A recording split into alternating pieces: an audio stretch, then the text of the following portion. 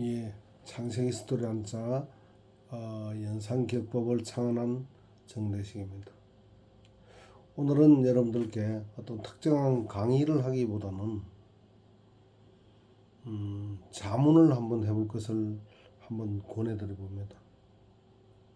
우리는 현 세상 학계에서 적어도 보통 고등학교 내지 대학교를 나온 사람들이 주류이죠. 그렇기 때문에 고등교육을 받았다라고 자부심을 가질지 모릅니다.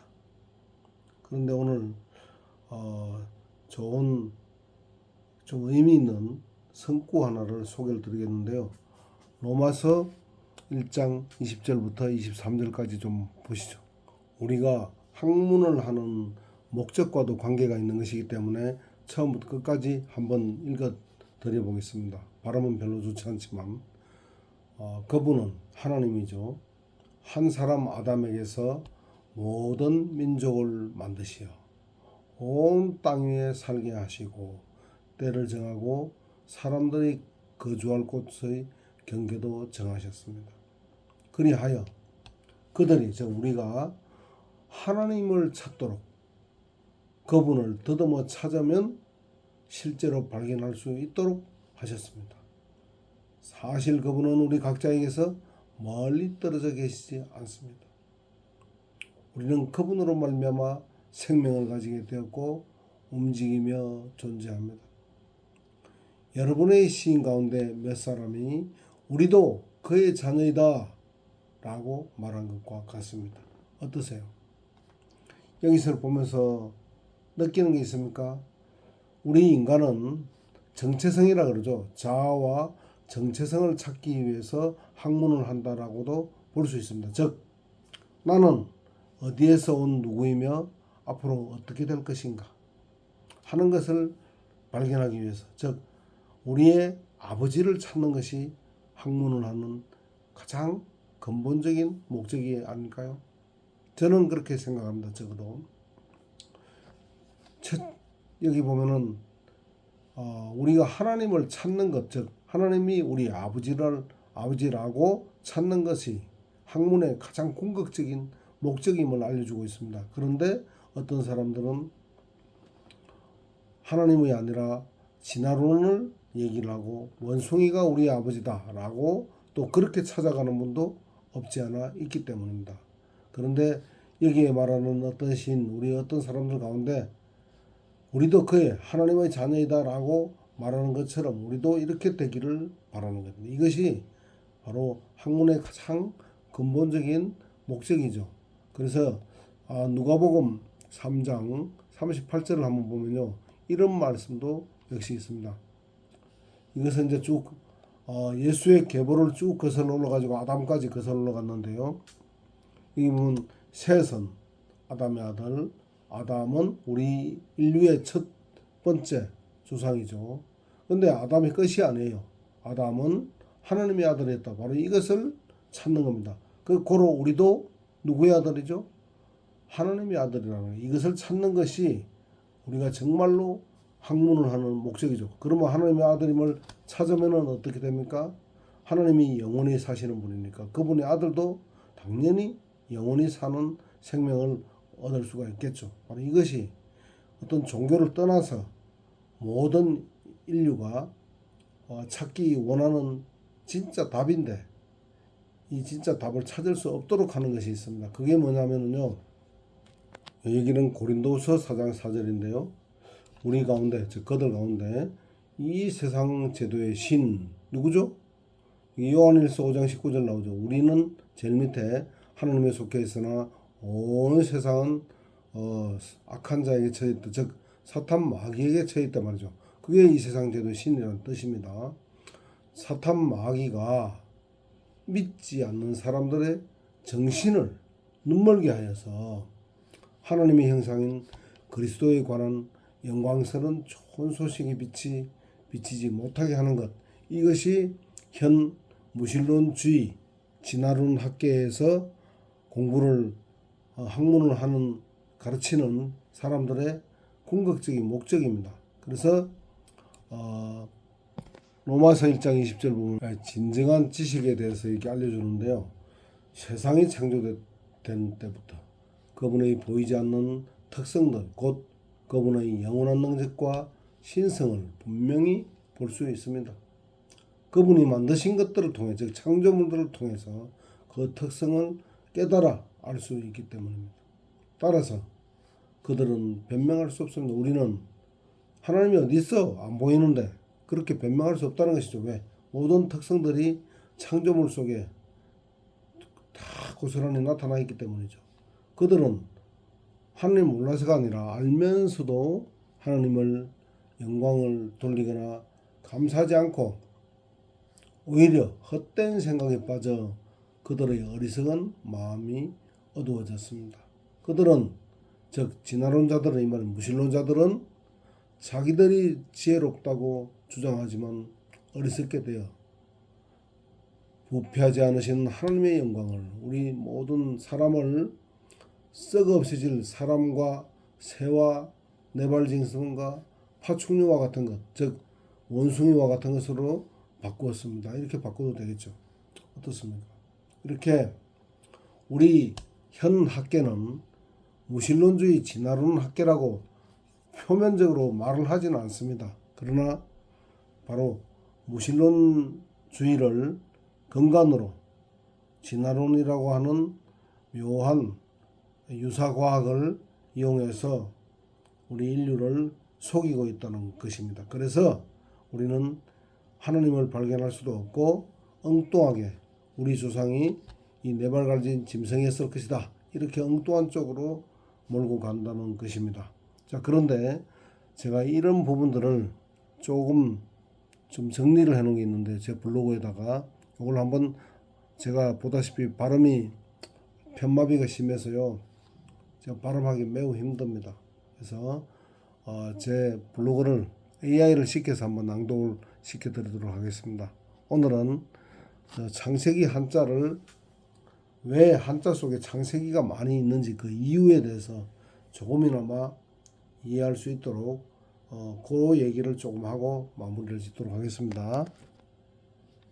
현 진화론 학계에서 창세기 스토리 한자를 교과서에서 없애려다 실패하자 그 의미를 왜곡시키며 철저히 감추어왔지만 결국 자신들에게 세뇌되지 않은 순수한 학문자 국졸 교수의 눈에 밝혀지고만 창세기 스토리 한자 이야기. 창세기를 배제하고 인간의 자아와 정체성을 찾거나 인류사를 논하는 것은 어불성설이 아닌가. 그렇다. 진정한 인류의 고대사인 창세기 연대와 일반 역사를 대조만 하면 누구나 쉽게 자신의 자아와 정체성을 찾을 수 있음을 이해할 수 있는, 아담으로부터 올해까지 단 1년의 공백도 없이 6049년의 인류사이지만 현 무신론주의, 진화론 위주의 학계에서는 이렇게 명백한 역사를 숨기기 위해 창세기를 꾸며낸 설화나 신화처럼 여기도록 가르치는 주입식 세뇌 교육 지식이 전부인 양 가르쳐왔기 때문에 진짜 역사에 관한 사람들의 지독한 무관심에 눈물이 다 날 지경이다. 예, 보충으로 방금 들었던 바와 같이 6049년, 즉 아담 창조로부터 2024년 올해까지 6049년이 됐으니까 아담이 살아있다면은 올해가 정확히 만 6049세다 이 말이죠. 이걸 유념해서 보시고, 그 다음에 대홍수가 아담 창조로부터 1656년 후 기원전 2370년이라는 요 사실을 꼭 좀 기억해 주시기 바랍니다. 이걸 방금 설명한 것이고요. 그 다음에 아담 창조, 방금 제가 말씀드렸던 요겁니다. 이것도 기억을 해 주시면 되겠습니다. 이걸 유념해서 이제 다음을 읽으면, 들어보시면은 아주 진짜 인류의 역사를 아는 데 도움이 될 겁니다. 그러나 진화론을 기반으로 학문을 구축해온 학자들은 이렇게 명쾌한 창세기 연대를 인정하고 받아들이는 것은 사실상 진화론을 포기하는 것임을 익히 잘 알기 때문에 극구 부인하고 싶어 할 뿐이지만, 그런 학계임에도 불구하고 전 세계의 학자들은 이구동성으로 한자가 기원전 2500년부터 만들어지기 시작했다고 지목하므로 이 연도를 근거로 하면 단 1년의 오차도 없이 정확한 성경 연대와 간단히 대조해보기만 해도 누구나 쉽게 알 수 있겠지만, 그들이 말하는 한자의 창제 시기는 사실상 창세기 9장 29절에 950년을 산 노아라는 사람이 470세였을 때였음을 어렵지 않게 알 수 있기 때문에 한자가 만들어진 때로부터 약 1000년 후 모세가 기록한 창세기와 일맥상통하는 이유도 노아와 모세가 믿은 신이 같은 하느님 여호와이기 때문일 것임을 역사적이고도 합리적으로 유추할 수 있다. 좀 더 구체적으로 보면 위의 두 연대를 대조해보면 한자가 만들어지기 시작한 기원전 2500년은 사실상 노아의 대홍수로부터 130년 전, 즉 950년을 산 노아가 470세부터 한자가 만들어졌다는 말과 같다. 특히 대홍수 이후에 만들어진 한자라면 지구상에 존재하는 모든 인간들이 다 노아의 직계 후손들이기 때문에 당시의 노아는 절대적인 존재였을 것이므로 그의 사상과 종교관 및 지식과 지혜로 교훈 받았을 것이므로 이들이 만든 한자라면 종교나 사상은 사실상 노아의 하느님 여호와를 믿는 종교관 뿐이었을 것이다. 따라서 노아의 생애 중에 만들어진 한자와 약 1000년 후 노아와 같은 하느님 여호와를 숭배한 모세가 기록한 창세기의 내용과 한자가 일맥상통하는 것은 오히려 당연할 것이다. 이렇게 간단히 역사 연대 하나만 대조해보면 삼척동자라도 알 수 있는 기본 상식적인 지식이지만 이 세상의 무신론주의, 진화론 위주의 편파적 학계에서 창세기를 무시하고 가르치는 역사관으로 대학을 나온들 창세기를 신화라고 보는 한 그들이 무슨 진리를 탐구하며 역사를 논할 자격이나 있을지 묻지 않을 수 없다. 네, 잠깐 보충하면요.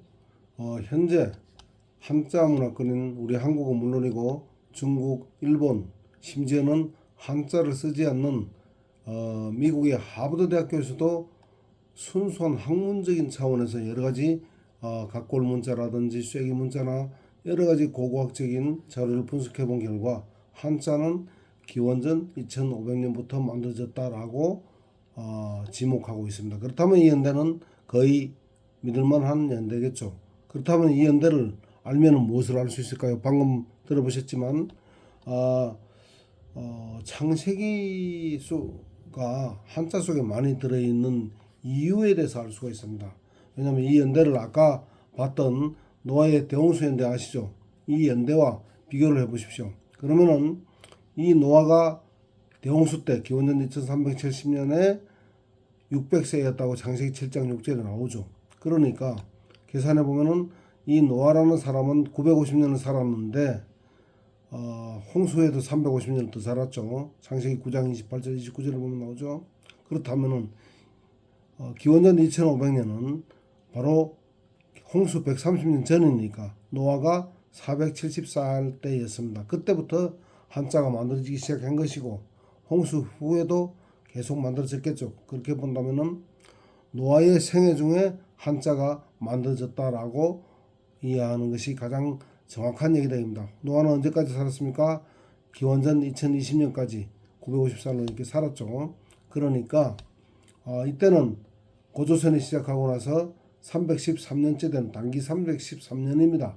그때까지 살았으니까 노아는 홍수 전에도 600년, 홍수 후에 350년 그래서 이렇게 살았으니까 이 노아라는 사람의 그 생애 중에 한자가 만들어진 것 아닙니까? 특히 대홍수 이후에는 바로 노아의 모든 인류가 전부 노아의 직계손들밖에 없죠. 그러니까 노아의 가르침, 사상, 종교관, 그의 지식, 지혜가 절대적으로 이 세상의 학문의 주류가 됐던 시절이다 이거죠. 그래서 한자 속에는 노아가 믿던 하나님이 여호와 하나님을 믿던 창세기를 기록한 모세가 기록한 창세기와 일치하는 내용이 많은 이유다 이제 이 얘기를 하고 있는 겁니다. 제가 마무리를 이제 저는 AI를 시켜서 한 번만 더 들어보겠습니다.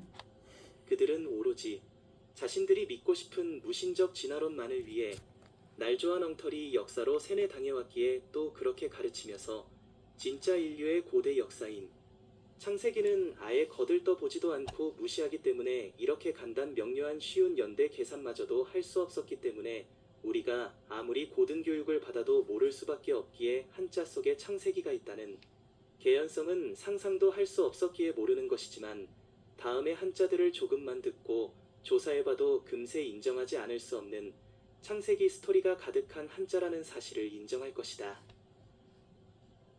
창세기 연대를 잘 아는 사람들은 창세기 한자에 대해 어떠할까? 그런데 필자가 정말 가슴 아픈 것은 이 성경 연도를 직접 만든 종교인들은 창세기 역사를 분명하게 인정하고 잘 아는 사람들 역시 현 진화론 학계에서 창세기를 신화처럼 여기도록 세뇌당해 대홍수 전, 후 시대를 마치 신화인 양 날조된 세뇌 교육을 적어도 10여 년 이상 세뇌인 줄도 모르고 열심히 배워왔기 때문에 그들 역시 기원전 2333년이라는 엄연한 건국 연대까지 있는 고조선을 신화로 배워 대홍수 37년에 건국된 고조선을 신화로 알기 때문에 창세기 연대까지 인정하고 익히 잘 알면서도 신화 속의 나라 고조선로 여김으로 역사로 비교하지 않기 때문에 진짜 역사인 창세기를 신화로 여기며 계산하지 못하는 사람들이나 다를 바 없다는 것이 안타까운 일이라는 것이다. 따라서 창세기를 역사로 인정하지 않는 진화론자들이 주류인 학계에서 학문을 한 사람들로선 그 누구도 고조선과 창세기를 대조 연구는 해볼 엄두도 내지 못하므로 진짜 인류의 역사를 알 수 없게 된 것을 인식이나 하는지 고등교육을 받았기에 그들은 스스로를 똑똑하다고 주장하지만 어리석은 인간들임을 넘어서 한 장 20에서 23절을 통해 알려주고 있음에도 모르니 현 세상 학문을 엉터리로 갈파하고 거기선 아무것도 배울 것이 없다며 필요한 지식은 스스로 찾아서 배우기로 결정한 때문에 스스로 가시 밭길임을 알고도 선택한 자랑스러운 국졸 교수의 생각에 고학력자들이라고 여기는 키가 큰, 교만한 그들이 실로 안타까울 따름이다. 세뇌되지 않은 국졸의 눈이기에 창세기 한자를 발견하다. 한 예를 들자면 아빠가 회장인 회사에 키가 큰 어른들만 근무하기에 키가 높은 테이블이 많지만 키가 큰 사람들은 늘 위만 보고 다니므로 미화원이 청소를 깨끗이 해둔 곳만 보이므로 청소를 잘한다고 칭찬하며 그 미화원에게 보너스까지 주려던 차에 키다리 아빠의 손을 잡고 테이블 옆을 지나던 작은 딸 아이의 눈에 깨끗한 테이블 밑에 너저분하게 붙은 껌딱지, 코딱지까지 보였기에 즉시 아빠에게 말하니 그것을 본 회장 아빠는 충격적이 되고 실망하여 미화원에게 주려던 보너스는커녕 보이는 곳만 청소를 한 그 가식적인 미화원을 그날로 해고시켰기에 불필요한 지출도 않고 더 좋은 미화원을 고용할 수 있었다면 이 예처럼 세상 학문을 많이 배운 키 큰 교만한 높은 사람들의 눈에는 잘 보이지 않던 한자 속의 창세기 역시 이 작은 아이와 같은 국졸 교수의 순수한 눈엔 현학계의 일방적 세뇌 교육으로 배우기를 거부하고 스스로 필요한 학문을 찾아 공부하였기 때문에 편견 없는 눈을 가질 수 있었다. 그래서 현 진화론 학계의 시각으로 이것저것 복잡하게 머리 굴리며 생각하지 않고 그저 보이는 그대로 국졸다운 순수한 눈으로 더하고 빼기만 하면 간단히 알 수 있는 보석 같은 지식을 얻을 수 있었던 것이다.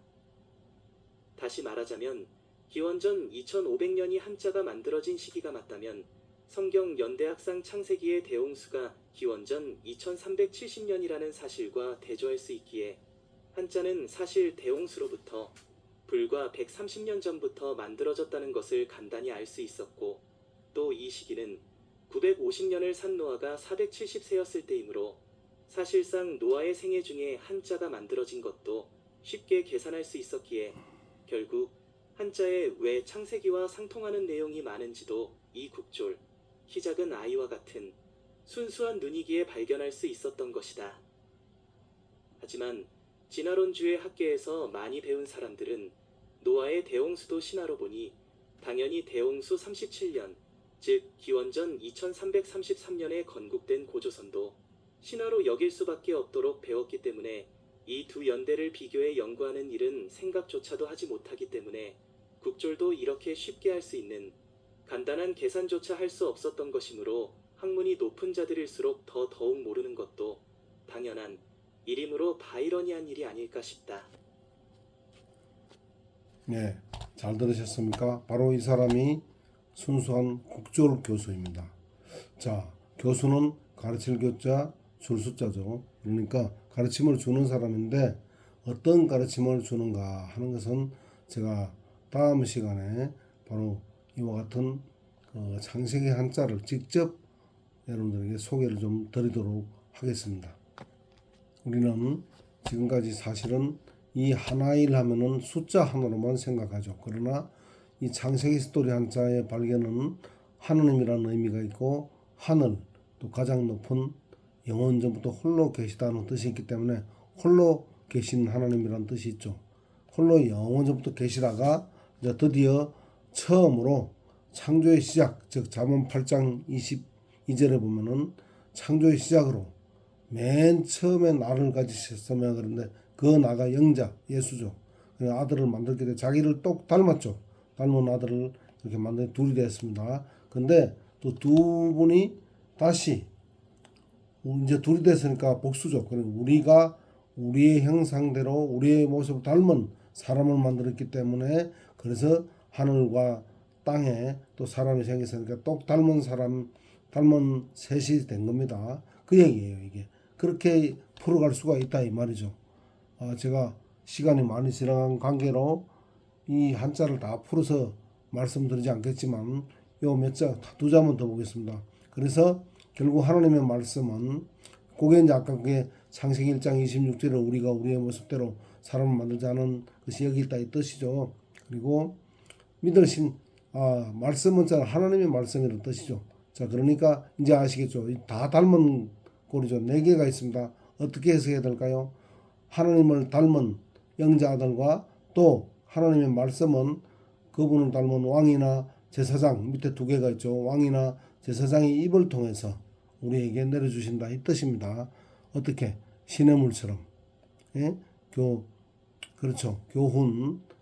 훈자에 보면 말씀은 하나님의 말씀이 내리는 비처럼 신의 물처럼 내천자죠. 신명기 32장 2절에 보면은 이렇게 나와 있죠. 보슬비처럼 내려준다는 거.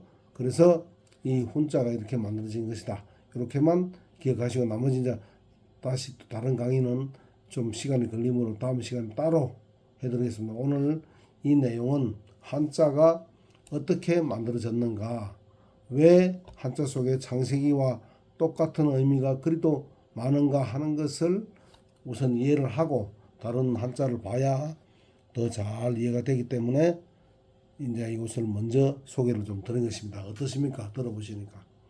자, 다음번에는 이제 더 실제 한자를 노화의 관점으로 봐야 하는 이유를 이제 오늘 알았으니까 다음번에 이제 들으면은 더 잘 이해가 되시리라 생각합니다. 다음에는 직접적으로 이제 한자를 직접 한번 풀어보도록 다른 여러 아주 흥미진진한 한자들을 같이 살펴보도록 하겠습니다. 오늘 끝까지 시청해 주신 여러분들께 진심으로 감사드립니다. 다음 시간에 뵙겠습니다. 네, 좋아요와 구독 버튼은 사랑입니다. 그리고 격려입니다. 감사합니다.